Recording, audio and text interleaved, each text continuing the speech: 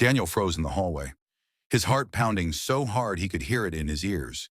His 30-year-old neighbor, Maya, stepped closer, so close he could smell the faint jasmine she always wore. She looked right into his tired eyes and whispered, "If you want to look, just ask." The hallway went silent. His hands shook, because she wasn't teasing him. She wasn't mocking him. She had seen him. She had really seen him. And Daniel didn't know yet that this moment would change his life and his daughter's life forever.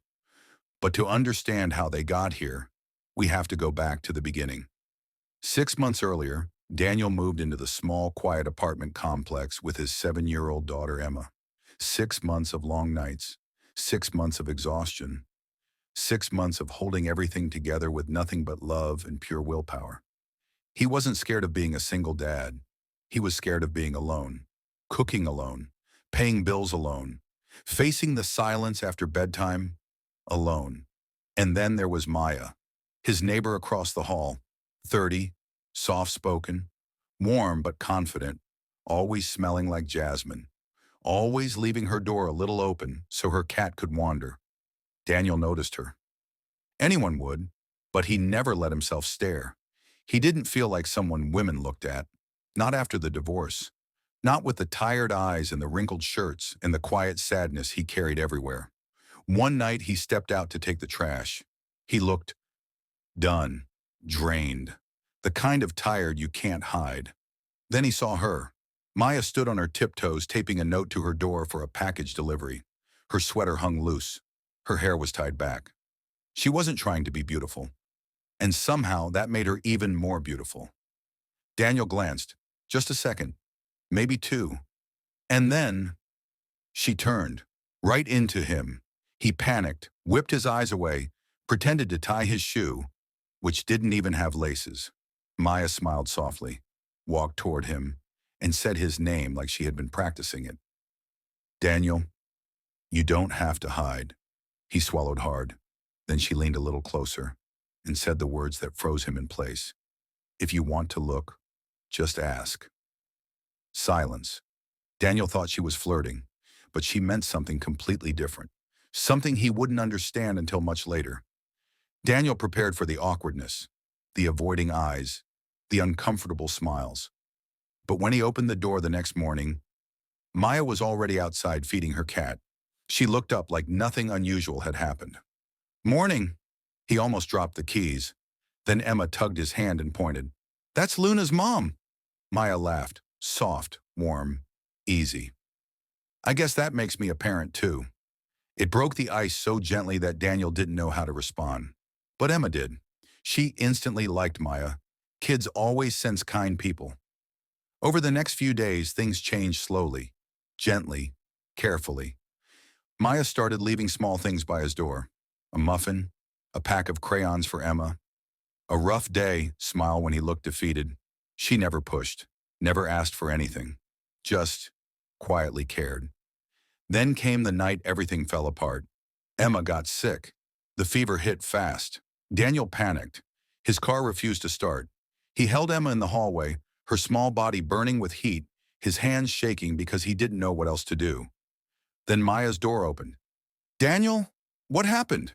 He explained, voice cracking from fear. Without a single pause, Maya grabbed her coat. "Come on, I'll drive. No arguments." In the car, Maya held Emma's hand the whole way, whispering jokes, calming her, comforting her like a natural. At the clinic, Daniel sat on a bench, shoulders slumped, head bowed. He felt like he had failed again. Maya sat beside him. She didn't speak for a moment, just let the silence soften. Then she said quietly, "You don't have to do everything alone." Daniel looked away. "I'm used to it." She turned his face toward hers with the gentlest touch. "You shouldn't be." Her voice cracked the wall he had built around himself. Then she added, "You know that night when I said you could just ask?" Daniel nodded slowly. "I wasn't talking about looking." He blinked. "I meant, if you ever need help, support, a friend, someone to stand with you, just ask." Daniel felt something warm break open inside him. For the first time in years, he felt seen, safe, not alone.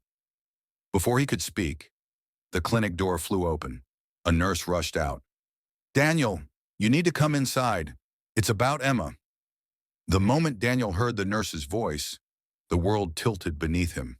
His chest tightened, his breath vanished, and every fear he had ever buried rose all at once. "Come quickly. It's about Emma." Maya grabbed his arm before he could collapse. "I'm right here. I'm not leaving." They rushed down the hallway together, and in that moment, Daniel realized something terrifying. He cared what Maya thought. He wanted her there. He needed her there. They entered the small examination room. Emma lay on the bed, tiny arms wrapped around her stomach, eyes glassy with fever. The doctor looked serious. "Her fever spiked again. We need to run more tests." Daniel felt the ground fall away. He had been through heartbreak, divorce, losing friends, losing confidence. But nothing hurt like seeing his baby girl lying there, too weak to even lift her head. He stepped back, shaking. Maya moved first. She walked straight to Emma, brushing her damp hair off her forehead. "Hey, sweetheart. You're safe. We're all right here," Emma whispered. "Daddy, don't leave." That broke him. He dropped to his knees beside the bed, tears fighting their way out. "I'm right here, honey. Daddy's here." Maya knelt beside him, and then something happened Daniel never expected. Maya took his hand, not forcefully, not boldly, not romantically, just steady. Her fingers were warm, her touch was calm enough to anchor him. Maya, whispering, "You don't have to be strong alone anymore."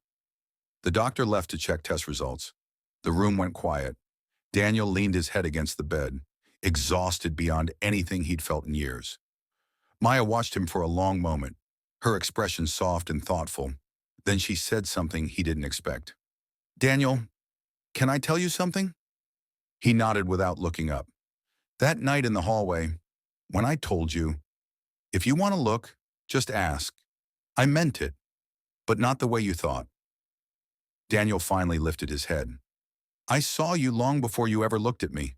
The tired eyes, the weight you carry, the loneliness you hide. I wasn't offended that you noticed me. I was relieved." Daniel frowned. "Relieved?" Maya nodded, voice trembling slightly. "Because it meant you finally saw me too." He blinked in confusion. "Maya, what are you talking about?" She looked down, embarrassed. "I wasn't watching you to judge you. I was watching to make sure you were okay." Silence. Daniel's heart shifted in a way he couldn't name. No one looked out for him. No one worried about him. No one stayed. Until her. The doctor returned. Daniel braced himself for the worst. "Good news, it's a viral fever, not an infection. She'll be okay. She just needs fluids, rest, and someone she trusts."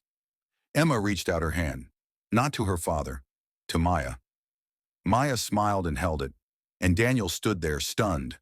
His daughter, who never trusted new people, opened her heart to Maya instantly. "Why?" The doctor left again, and the room fell into a gentle quiet. Emma drifted to sleep, her fever finally easing. Daniel sat down slowly, overwhelmed with relief. For the first time all night, he could breathe again. Maya sat beside him, not too close, but close enough. "You did good, Daniel." He shook his head. "I'm always scared I'm not enough." Maya's eyebrows pulled together. She turned fully toward him. "Listen to me." Her voice was soft but firm. "You are a good father. You are a good man. And you're stronger than you think." Daniel's voice broke. "Maya, I don't know why you're doing all this for us." Her answer was simple. "Because you deserve someone in your corner." He swallowed hard. No one ever said those words to him, not even in the marriage he fought so hard to save. And then she added quietly, "And because Emma deserves someone cheering for her too." It hit him. The truth. This woman was not in his life by accident. Hours later, the nurse said Emma could go home. Maya carried the bag, held the door, walked beside Daniel as if she belonged there. They reached the hallway of their apartment building. It was silent, calm, familiar. The same hallway where everything began, where Maya said the sentence that changed everything. Daniel turned to her. His voice was low, careful, vulnerable. Maya, that night you said if I want to ask, I should. She looked up, eyes warm and steady. I remember. He took a breath that shook from the inside. So I'm asking now. Her heart thudded. She didn't speak. Don't disappear. Don't step back. Don't pretend you don't see us. He paused. We need you. Maya's lips parted, gently trembling. She whispered, Daniel, I'm right here, and I'm not going anywhere. Just as they stood there, Emma sleepily poked her head up from Daniel's shoulder. Daddy, can Miss Maya stay for dinner? Daniel froze. Maya blushed, and that simple question hung in the quiet, about to change everything.